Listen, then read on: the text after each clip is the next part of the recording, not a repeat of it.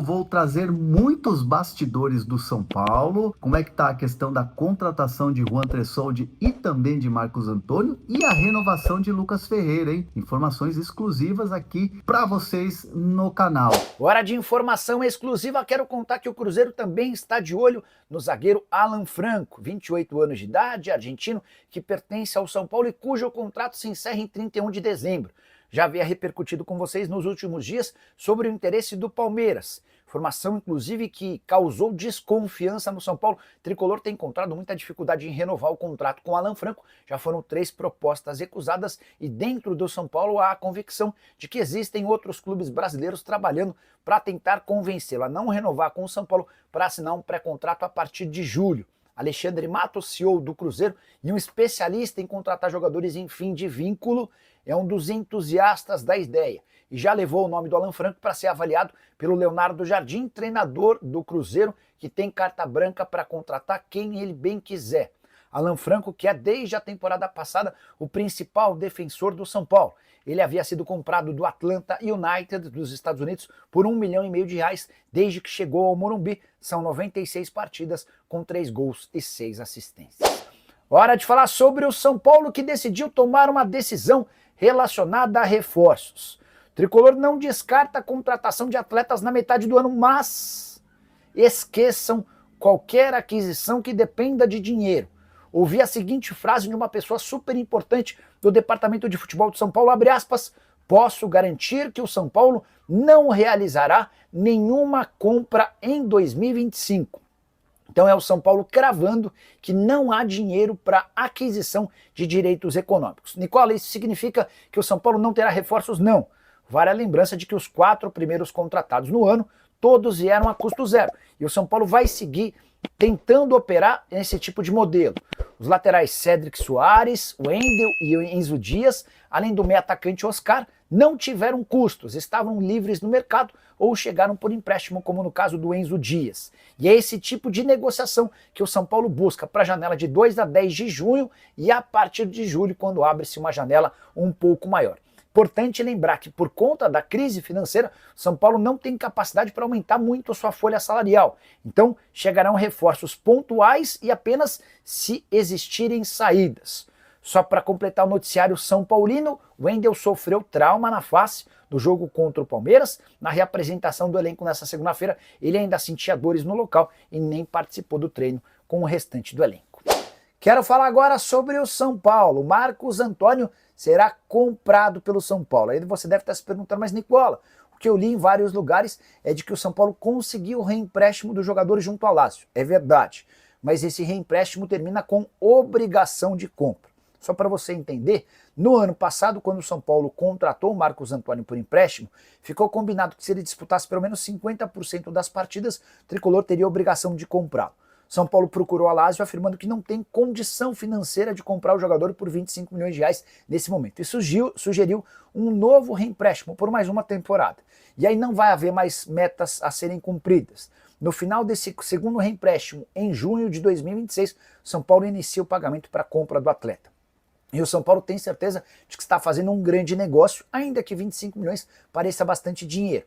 Isso porque o tricolor consegue adiar o primeiro pagamento, diante da dificuldade financeira era algo importante, mantém o Marcos Antônio e mais. O tricolor assegura que hoje o atleta já vale pelo menos o dobro do que esses 25 milhões que serão investidos a partir da metade do ano que vem. Temporada atual do Marcos Antônio de titularidade, especialmente depois da lesão do Pablo Maia. Marcos Antônio e Pablo Maia de fato disputam ou formam uma boa dupla de volantes. Pablo Maia, inclusive, vai precisar mostrar bastante competência para retomar a condição de titular. Já sobre o time dentro de campo, o São Paulo perdeu a sua invencibilidade, era o último time invicto no Brasileirão, derrota por 1 a 0 contra o Palmeiras, na Arena Barueri, jogo que até foi igual, o São Paulo teve boas chances para vencer, não fez o gol, e no finalzinho acabou sendo vazado pelo Vitor Roque. Resultado que empurrou o São Paulo lá para baixo. Tricolor hoje é o primeiro time fora da zona do rebaixamento com 9 pontos conquistados. É bem verdade, está tudo muito equilibrado. Mas o fato de ter empatado bastante faz com que o São Paulo não consiga estar à frente dos times com a mesma pontuação que ele. O primeiro critério de desempate é justamente o número de vitórias. Bom, vamos falar sobre a questão do mercado do São Paulo. Eu tive uma conversa com o diretor de futebol, Carlos Belmonte, perguntei a ele sobre a questão de Juan Tressoldi e também de Marcos Antônio, jogadores que estão por empréstimo no São Paulo e que esse empréstimo vence agora no meio do ano. O que o São Paulo vai fazer para segurar esses dois jogadores? Primeiro, Marcos Antônio, que é o que está mais avançado. Lazio e São Paulo já estão conversando e a coisa está bem adiantada, essa conversa, já na base dali da troca de documentos, minuta ali, aquela coisa toda, prorrogando o empréstimo, né? Fazendo um reempréstimo até o meio do ano que vem, 2026. E aí fica com uma obrigação de compra, né? Com uma meta muito mais baixa, mas com uma obrigação de compra. Então, o que o São Paulo faz? São Paulo consegue manter o jogador por empréstimo, sem ter que pagar agora a opção de compra do atleta, que é uma opção de compra salgada, inclusive do Marcos Antônio. 4,2 de euros é algo que, assim, para o São Paulo, né? O São Paulo com dificuldade financeira hoje não teria como fazer esse movimento. Mas em 2026, com recurso, aquela coisa toda, melhorando o fluxo de caixa, o São Paulo conseguiria, então, pagar a partir do ano que vem. Então, isso já está praticamente selado e acordado, pelo menos de boca, né? Pelo menos acordo verbal. Então, o Marcos Antônio caminha para ficar no São Paulo, o jogador também aceita ficar no São Paulo, quer ficar no São Paulo. E o Juan é o mesmo caminho que o São Paulo vai fazer, só que a conversa é com o Sassuolo, outro clube italiano que tem os direitos do Juan Tressoldi. São Paulo entende que precisa fazer uma transição ali na zaga. O Arboleda é um jogador que é uma lenda no São Paulo, multicampeão, um cara que é respeitadíssimo, mas eles querem criar ali uma concorrência na zaga. E o Juan tem aproveitado as oportunidades, é bem verdade.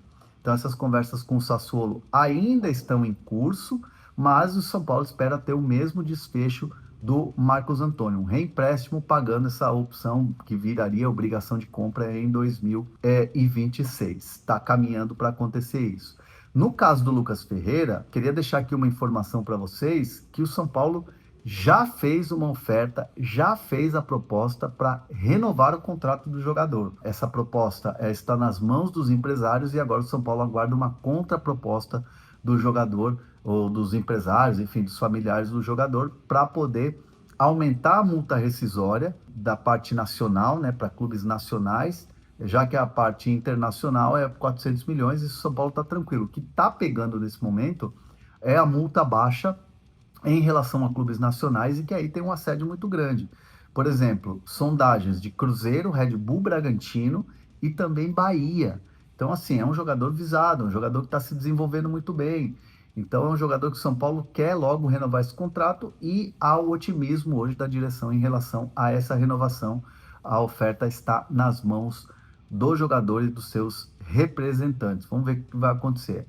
Nos bastidores do São Paulo, que eu tenho de informação é que o staff vai fazer uma contraproposta e aí o São Paulo vai ver o que tem que fazer, se dá para negociar, enfim, é uma situação que ainda vai necessitar de algumas conversas para ver se resolve essa questão do Lucas Ferreira. Mas o sentimento é de que o jogador tem muita gratidão pelo clube e quer ficar, então o São Paulo se apega muito nessa questão, que é uma questão importante, além, claro, da proposta que enviou.